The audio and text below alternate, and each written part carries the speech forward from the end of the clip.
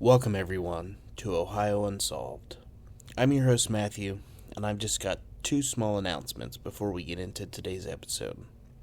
First, next week is a week off for the main show, but in that absence, we will have a brand new Patreon exclusive bonus episode. Every bonus episode is available from the $5 tier and up. But for now, let's just get into today's episode about the Zodiac Killer. Everyone sit back, make sure to lock your doors and windows, and get ready for Ohio Unsolved.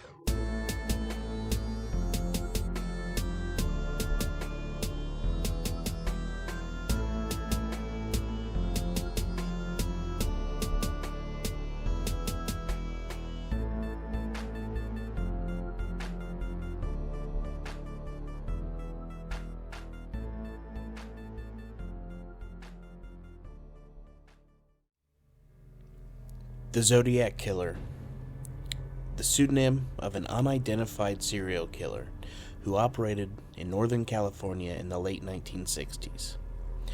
Zodiac murdered 5 known victims in the San Francisco Bay Area between December of 1968 and October of 1969, operating in rural, urban, and suburban settings. He targeted 3 young couples and a lone male cab driver. The case has been described as arguably the most famous unsolved murder case in American history, and has become both a fixture of popular culture and a focus for efforts by amateur detectives. The Zodiac's known attacks took place in Benicia, Vallejo, unincorporated Napa County, and the city of San Francisco. 5 of his known wounded victims died, and 2 survived. He coined his name in a series of taunting messages that he mailed to regional newspapers, in which he threatened killing sprees and bombings if they were not printed. Some of the letters included cryptograms or ciphers, in which the killer claimed that he was collecting his victims as slaves for the afterlife. Of the 4 ciphers he produced, 2 remain unsolved, and 1 was cracked only in 2020. The last confirmed Zodiac letter was in 1974, when he claimed to have killed 37 victims. While many theories regarding the identity of the killer have been suggested, the only suspect authorities ever publicly named was Arthur Lee Allen, a former elementary school teacher and convicted sex offender who died in 1992. The unusual nature of the case led to international interest that has been sustained throughout the years. The San Francisco Police Department marked the case inactive in 2004, but reopened it at some point prior to 2007. The case also remains open in the city of Vallejo as well as in Napa and Solano counties. The California Department of Justice has maintained an open case file on the Zodiac murders since 1969. The Zodiac Killer claimed in messages to newspapers to have committed 37 serial murders. Investigators agree on 7 confirmed assault victims, 5 of whom died and 2 survived. They are David Arthur Faraday and Betty Lou Jensen. They were shot and killed on December 20th, 1968, on Lake Herman Road within the city limits of Benicia, California. Michael Magoo and Darlene Farron were shot around midnight between July 4th and 5th, 1969, in the parking lot of Blue Rock Springs Park in Vallejo, California. Magoo survived the attack. Farron was pronounced dead on arrival at Kaiser Foundation Hospital. Brian Calvin Hartnell and Cecilia Ann Shepard were stabbed on September 27, 1969, at Lake Berryessa in Napa County. Hartnell survived, but Shepard died as a result of her injuries on September 29th. Paul Lee Stein was shot and killed on October 11, 1969, in the Presidio Heights neighborhood of San Francisco. The first murders, widely attributed to the Zodiac, were the shootings of high school students Betty Lou Jensen and David Arthur Faraday on December 20th. Betty Lou was a 16-year-old student at Hogan High School, and on the night of the 20th, a Friday, she had a date with Faraday, a 17-year-old student from the neighboring Vallejo High School.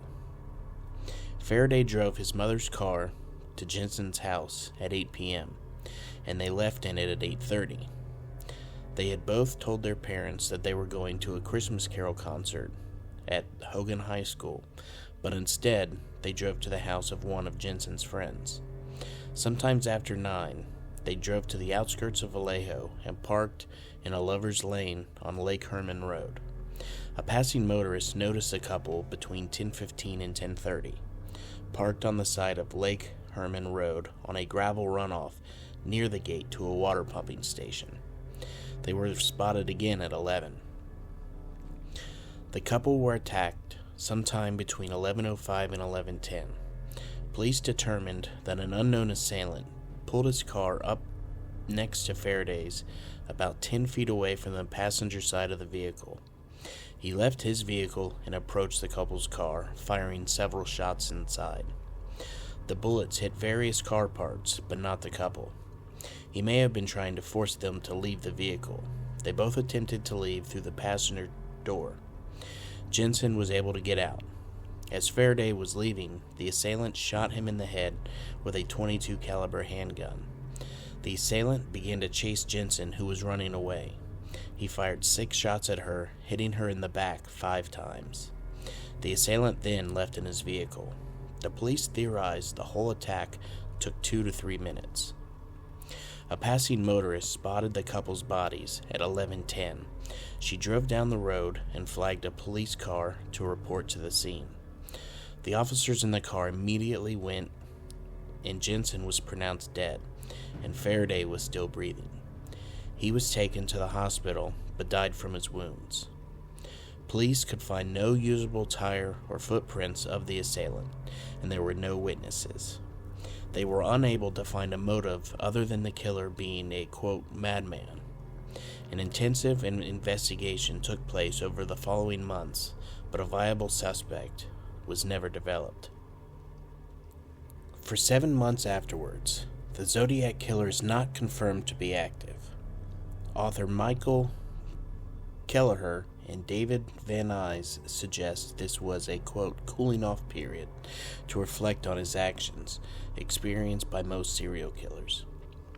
The murders were extensively covered by the media.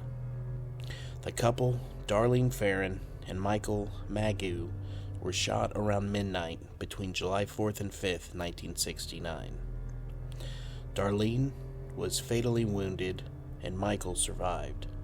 Darlene was 22 and was popular with many in the community due to her job at a local restaurant. There, she met Michael, who was 19.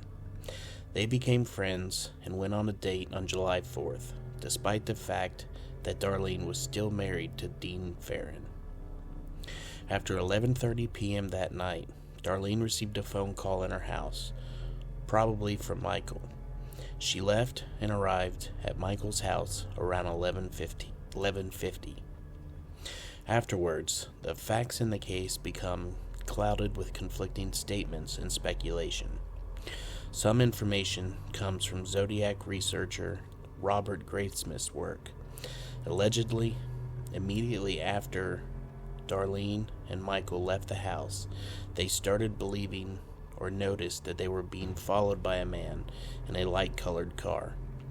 For some reason, Darlene started driving out of town in the direction of Lake Herman Road. Shortly before midnight, she turned her car into an empty parking lot of Blue Rock Springs Park. It was another popular area for couples 2 miles from Lake Herman Road. She parked 70 feet from the lot entrance, and soon another vehicle parked around 80 feet to her left. The unknown driver, a man, turned the headlights off and sat motionless at the steering wheel. Michael asked who the driver was, and Darlene vaguely replied to not be worried about it. The driver then left the parking lot, likely at a high speed. 5 minutes later, the driver returned and parked a few feet next to Darlene's vehicle at the passenger side. He exited his car and approached Darlene's. The man shined a flashlight into the car. The couple assumed that he was a police officer, and they rolled the window down. The man did not speak and fired a gun into the car. One bullet hit Michael in the right arm, and the other hit Darlene in the neck, causing her to slump toward the steering wheel and become motionless. Michael tried to leave the car, but the door handle on the passenger side was missing or removed.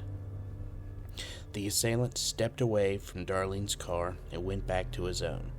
He did not immediately leave, but instead opened his car door and did something Michael could not see. He looked back at Michael, struggling to get out of Darlene's car, and moved quickly back to him. 4 more shots were fired, 2 at each person. The attacker moved quickly back to his car and drove off. The attacker was heard by the golf course's caretaker, who estimated it to be about 12:10 a.m. The killer left no clues that could be traced back to him. Soon, 3 teenagers drove into the parking lot and saw the wounded couple. They left to get help, and police arrived at the scene at 12:20. The couple were taken to the hospital. Michael survived, but Darlene was pronounced dead at 12:40. Michael described the killer as a white man with a large face, who was heavyset, around 5 feet 8 inches tall, weighed 195 to 200 pounds, and had short, curly, light brown hair and a pot belly. He was wearing dark clothes and did not have glasses. These details were not enough to develop a suspect. Moments after 12:40, the Vallejo Police Department received a phone call from a public telephone within 2 blocks from them. The man on the other end of the line stated, "I want to report a double murder. If you go 1 mile east on Columbus Parkway to the public park, you will find kids in a brown car.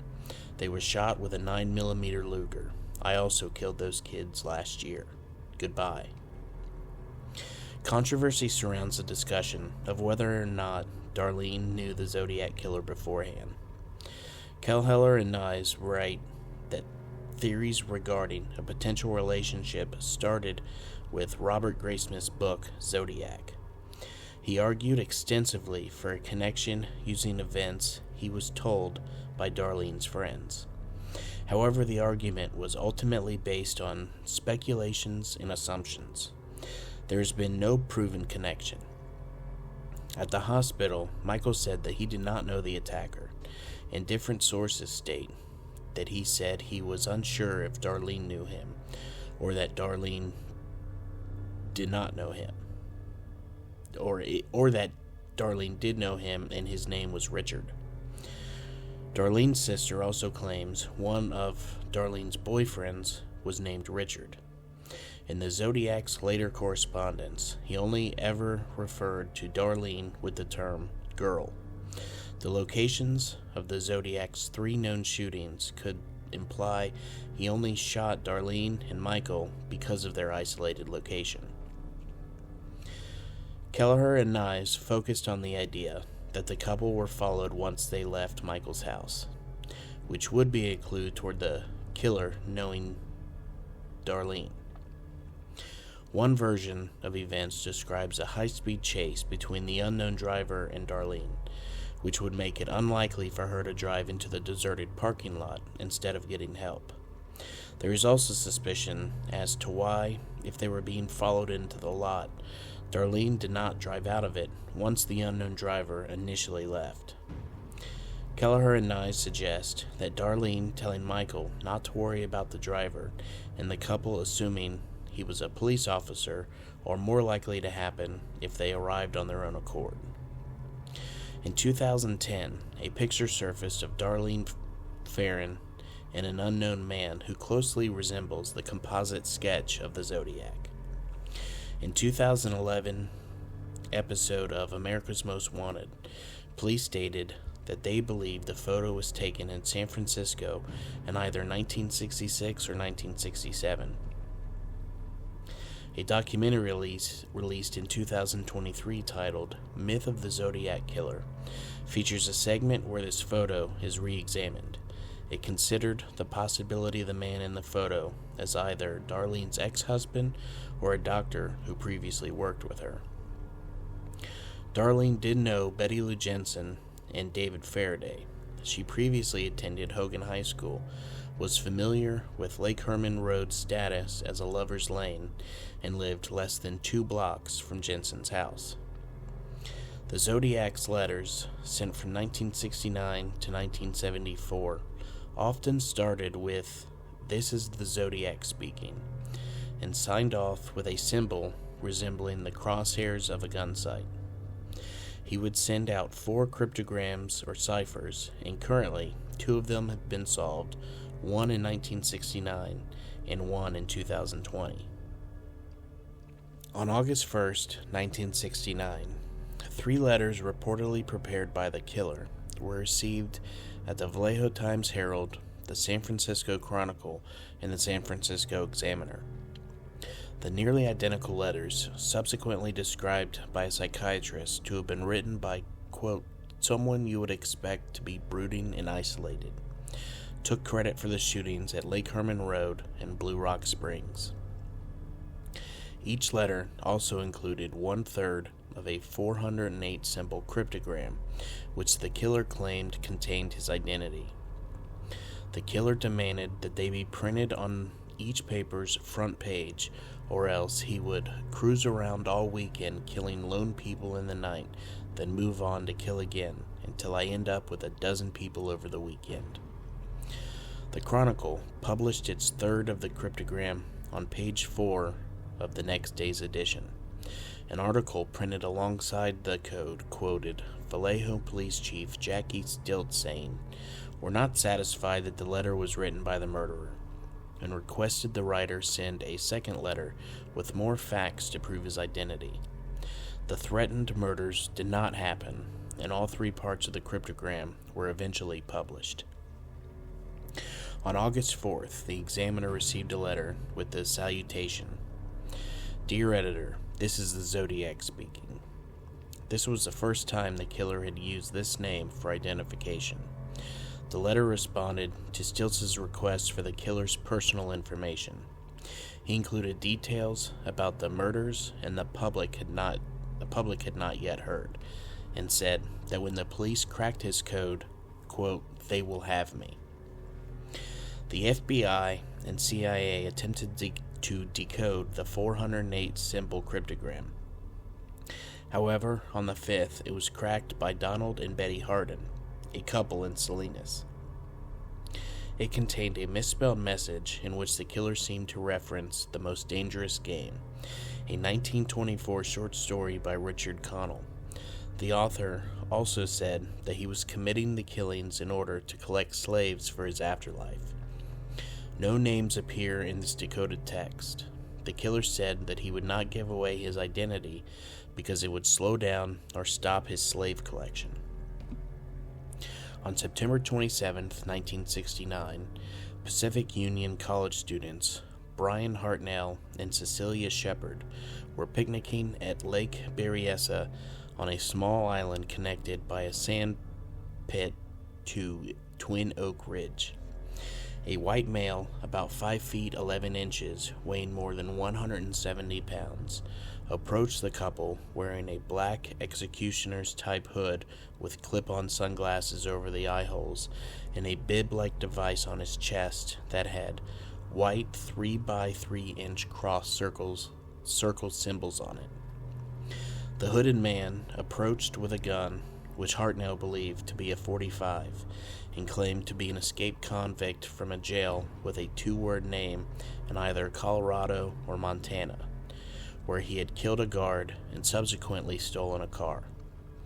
A police officer later inferred that the man had been referring to a jail in Deer Lodge, Montana, yet a park ranger claimed that Hartnell told him the man referenced Colorado. The hooded man then said that he needed their car and money to travel to Mexico because the stolen vehicle was too hot. The killer had brought pre-cut lengths of plastic clothesline and told Shepard to tie up Hartnell before the killer did the same with her. The killer checked and tightened Hartnell's bonds after discovering that Shepard had bound them loosely. Hartnell initially believed this event to be a bizarre robbery, but the man drew a knife and stabbed them both repeatedly. Hartnell suffered 6 wounds and Shepard 10 in the process. The killer then hiked 500 yards up to Knoxville Road, drew the cross circle symbol on Hartnell's car door with a black felt tip pen, and then wrote beneath it, Vallejo, 12/20/68, 7/4/69, September 27/69, 6:30, by knife. At 7:40 p.m., the killer called the Napa County Sheriff's Department from a payphone at a car wash in downtown Napa. The caller first stated that to the operator that he wished to, quote, report a murder, no, a double murder, before saying that he had committed the crime. KVON radio reporter Pat Stanley found the phone still off the hook a few minutes later. The phone was located a few blocks from the sheriff's office and 27 miles from the crime scene. Detectives lifted a still wet palm print from the phone, but were never able to match it to any suspect. After hearing the victim's screams for help, a man and his son fishing in a nearby cove discovered Hartnell and Shepard and got help by contacting the park rangers. Napa County deputies Dave Collins and Ray Land were the first law enforcement officers to arrive at the scene. Shepard was conscious when Collins arrived and provided him a detailed description of the attacker. She and Hartnell were then taken to Queen of the Valley Hospital in Napa by ambulance. Shepard lapsed into a coma during transport, never regained consciousness, and died 2 days later. Hartnell survived to recount his tales to the press. Napa County Detective Ken Narlow, who was assigned to the case from the outset, worked on solving the crime until his retirement from the department in 1987. 2 weeks later, on October 11, 1969, a white male passenger entered the taxi driven by Paul Stein at the intersection of Mason and Gary Streets, 1 block west from Union Square in downtown San Francisco, requesting to be driven to Washington and Maple Streets in Presidio Heights. For unknown reasons, Stein drove 1 block past Maple to Cherry Street. At approximately 9:55 p.m., the passenger shot him once in the head with a 9mm handgun, took his wallet and car keys, and tore away a section of his blood-stained shirt tail. 3 teenagers across the street witnessed the incident and phoned the San Francisco Police Department while the crime was in progress. They observed the killer wiping the cab down before walking away toward the Presidio, 1 block to the north. 2 blocks from the crime scene, patrol officers Don Folk and Eric Zelms, responding to the call, observed a white male walking along the sidewalk east on Jackson Street and stepping onto a stairway leading up to the front yard of one of the residential homes on the north side of the street. The encounter lasted only 5 to 10 seconds. Folk estimated the pedestrian to be 35 to 45 years old, 5 feet 10 inches tall with a crew cut, similar to but slightly older and taller than the description provided by the teenage witnesses. The teenagers described the suspect to be 25 to 30 years old with a crew cut, standing approximately 5 feet 8 inches to 5 feet 9 inches tall. However, the police radio dispatcher had alerted officers to look out for a black suspect, so Folk and Zelms drove past the perpetrator without stopping. The mix-up in descriptions remains unexplained. A search ensued, but no suspects were found. This was the last officially confirmed murder by the Zodiac Killer. The Stein murder was initially believed to be a routine robbery that had escalated into homicidal violence. However, on October 13th, the Chronicle received a new letter from the Zodiac that claimed credit for the killing and contained a torn section of Stein's bloody shirt as proof. The letter also included a threat about killing school children on a school bus. To do this, Zodiac wrote, quote, "Just shoot out the front tire and then pick off the kiddies as they come bouncing out." The teenaged witnesses worked with a police artist to prepare a composite sketch of Stein's killer. A few days later, this police artist returned, working with a witness to prepare a second composite sketch. San Francisco police detectives Bill Armstrong and Dave Tashi were assigned to the case. The police department investigated an estimated 2,500 suspects over a period of years. At 2 a.m. on October 22, 1969, someone claiming to be the Zodiac called the Oakland Police Department demanding that one of two prominent lawyers, F. Lee Bailey or Melvin Belly, appear that morning on AM San Francisco, a talk show on KGO TV hosted by Jim Dunbar. Bailey was not available, but Belly agreed to appear. Dunbar appealed to the viewers to keep the lines open.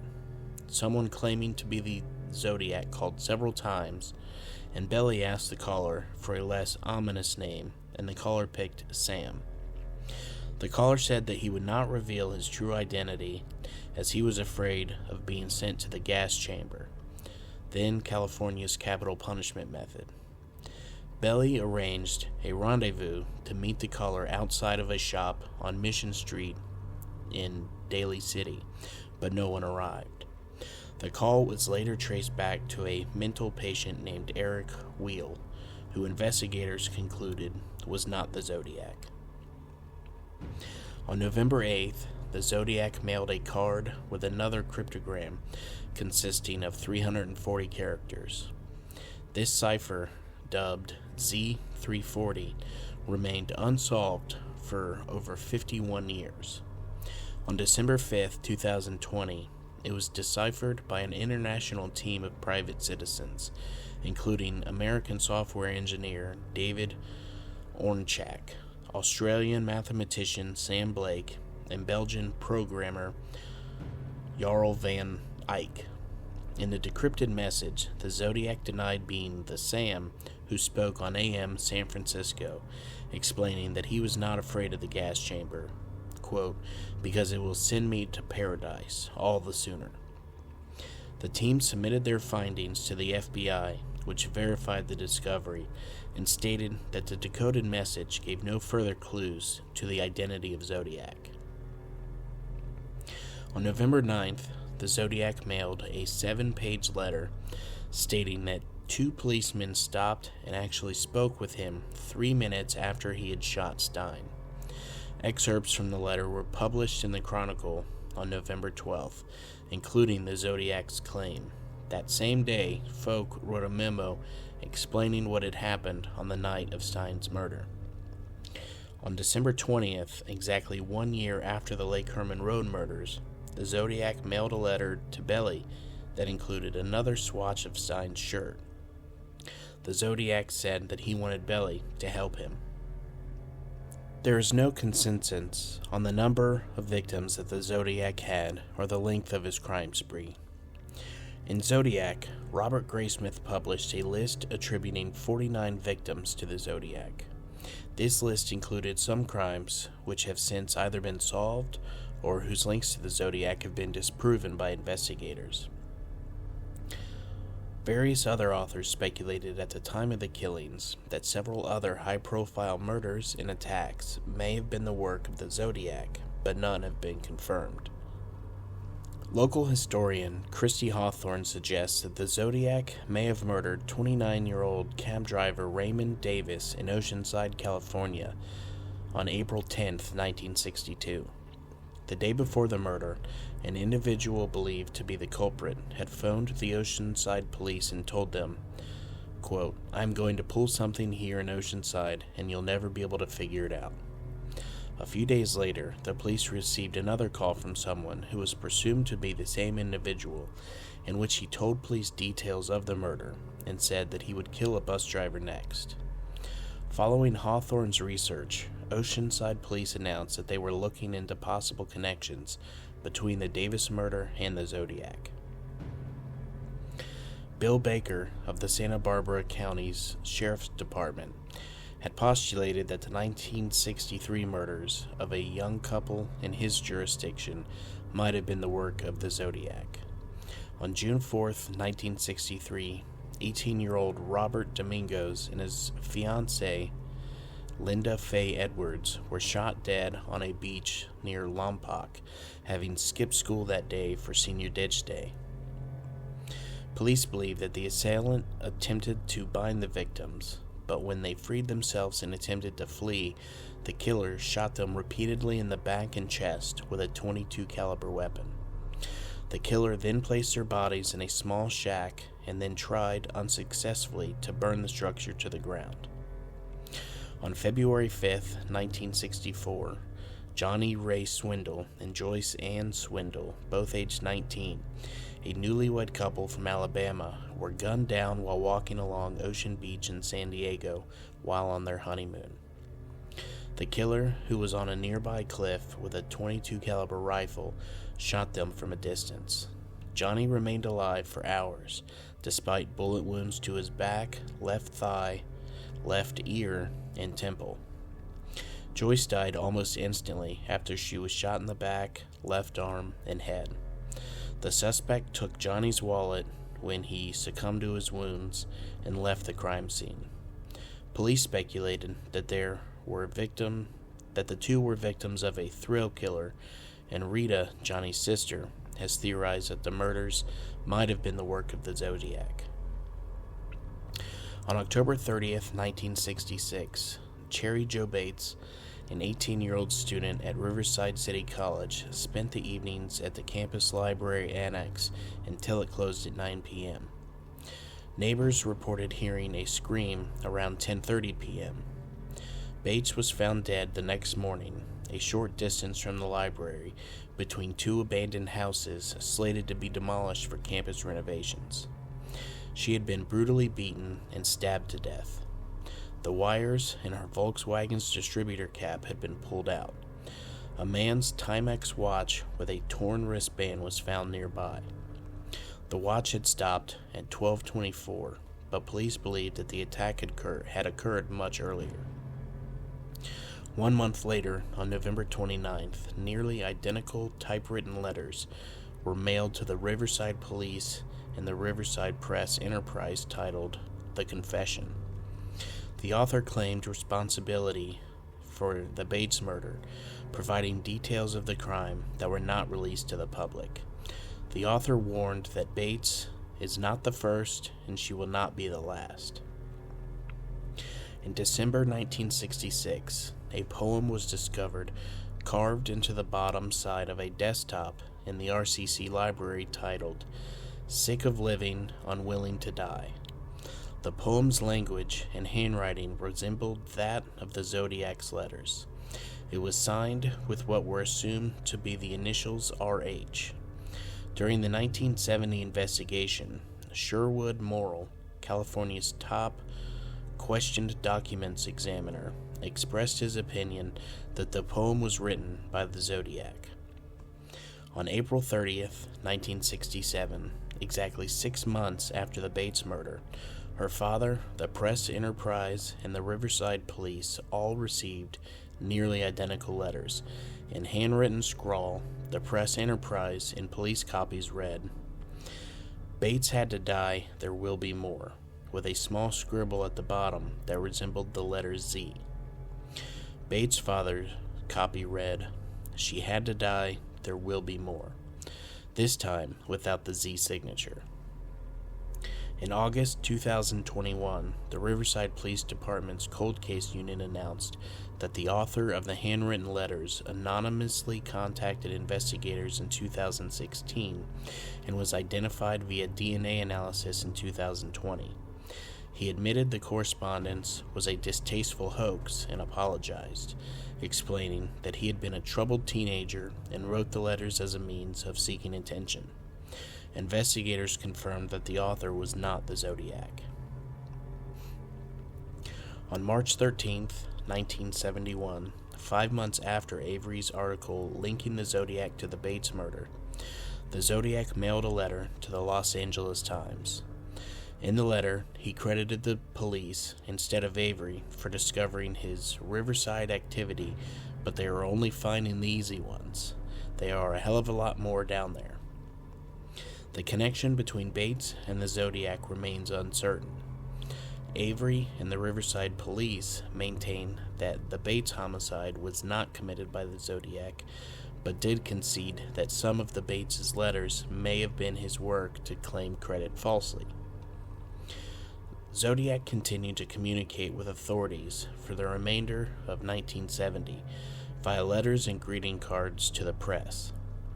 In a letter postmarked April 20th, 1970, he wrote, quote, "My name is blank," followed by a 13-character cipher that has not been solved to this day.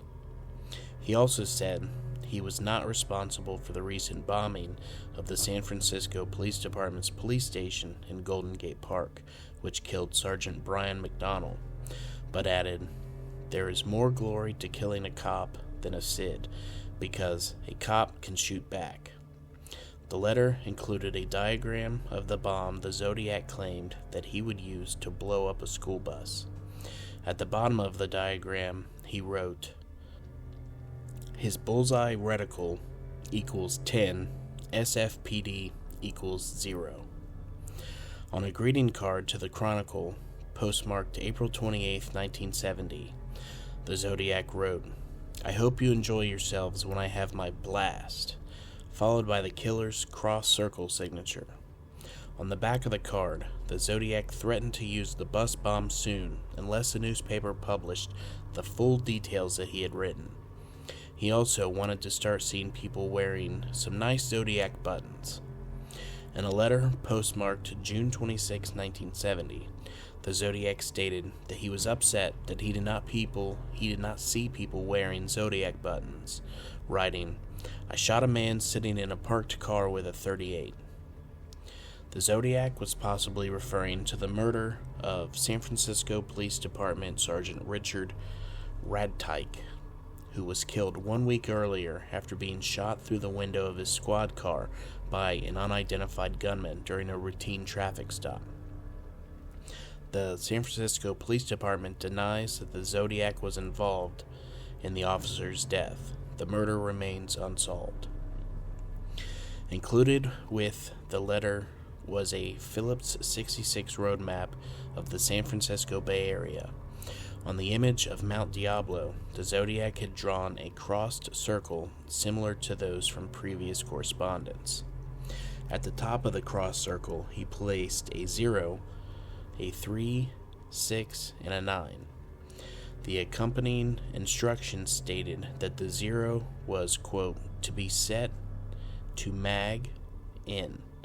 The letter also included a 32-letter cipher that the killer claimed would, in conjunction with the code, lead to the location of a bomb that he had buried and set to detonate in the fall. The cipher was never decoded, and the alleged bomb was never located. The killer signed the note with the circle cross signature 12 SFPD 0. In a July 26, 1970 letter, the Zodiac paraphrased a song from The Mikado, adding his own lyrics about making a little list of the ways in which he planned to torture his, quote, slaves in paradise. The letter was signed with a large, exaggerated cross-circle symbol and a new score. The cross-circle symbol equals 13, SFPD equals 0. A final note at the bottom of the letter stated, P.S. The Mount Diablo code concerns radians plus inches along the radians. In 1981, a close examination of the radian hint by Zodiac researcher Gareth Penn led to the discovery that a radian angle, when placed over the map per Zodiac's instructions, pointed to the locations of 2 Zodiac attacks. After the Lake Tahoe card, the Zodiac remained silent for nearly 3 years. The Chronicle then received a letter from the Zodiac, postmarked January 29, 1974, praising the film The Exorcist as, quote, the best satirical comedy that I have ever seen. The letter included a snippet of verse from the Mikado and an unusual symbol at the bottom that has remained unexplained by researchers. Zodiac concluded the letter with a new score. Me equals 37. SFPD equals 0. Of further communications sent by the public to members of the news media, some contained similar characteristics of previous Zodiac writings. In 1973, the Albany Times-Union in New York received a letter postmarked for August 1st. The Zodiac symbol was placed in lieu of a return address. In it, the writer proclaimed that they were not dead or in the hospital, and that they were going to kill again on August 10th. They said that the name and location of their next victim was available in a 3-line cryptic code in the letter. FBI cryptanalysts deciphered the code to mean Albany Medical Center. This is only the beginning. Investigators could not find the murder that supposedly took place on August 10th, and handwriting experts could not determine if the letter was sent by the Zodiac. The Chronicle received a letter postmarked February 14th, 1974, informing the editor that the initials for the Symbionese Libertarian Army, a radical group which had recently kidnapped newspaper heiress Patricia Hearst, spelled out an Old Norse word meaning kill. However, the handwriting was not authenticated as the Zodiac's. A letter to the Chronicle postmarked May 8, 1974, featured a complaint that the movie Badlands was a murder glorification and asked the paper to cut its advertisements. Signed only, a citizen. The handwriting, tone, and surface irony were all similar to earlier Zodiac communications. The Chronicle subsequently received an anonymous letter postmarked July 8, 1974, complaining of their publishing the writings of the anti-feminist columnist Marco Spinelli. The letter was signed The Red Phantom, Red with Rage. The Zodiac's authorship of this letter is debated. In 1976, several letters were sent to a San Francisco newspaper praising David Tocci's investigative work. These letters were eventually discovered to be written by Tocci himself.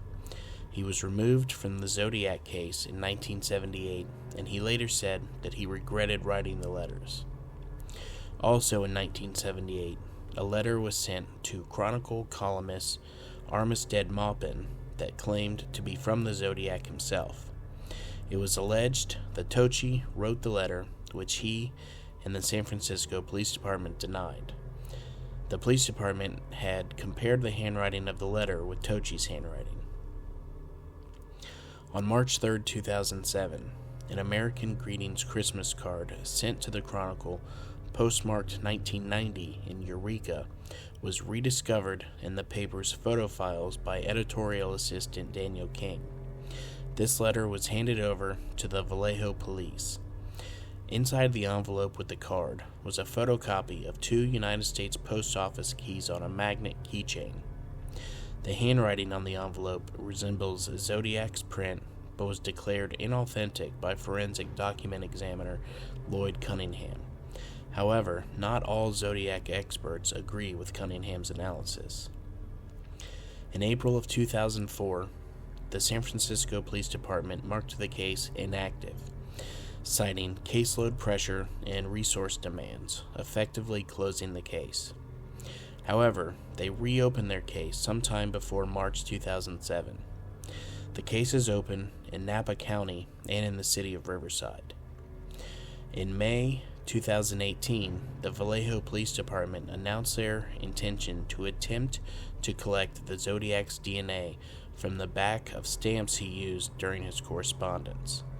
The analysis by a private laboratory was expected to check the DNA against GED match. It was hoped the Zodiac would be caught in a similar fashion to serial killer Joseph James D'Angelo. In May 2018, a Vallejo police detective said that results were expected in several weeks. As of December 2019, no results have been reported.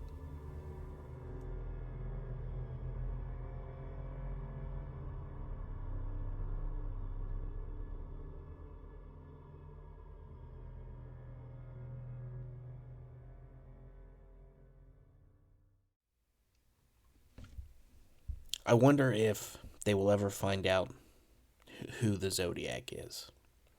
It's such an interesting story to read about in all the different movies and documentaries. I suggest if you haven't seen any of them, go and watch them for yourself. There's a lot more information than what I provided. So if this is something that interests you like it does me, definitely go check those out. But that is going to do it for today, and thank you everyone for listening, and I hope that you enjoyed this story. If you did, could you please rate and review on Spotify and Apple Podcasts? I'm not quite sure what it is, but a 5-star rating pushes my podcast out to more people to discover and hopefully listen to. Don't forget to join us on Facebook, follow us on Instagram, and subscribe on YouTube. And also, just one more time, next week is a week off for the show, but there will be a brand new Patreon exclusive bonus episode next week. So thank you all for listening, and make sure to keep those doors and windows locked, and stay ready for Ohio Unsolved.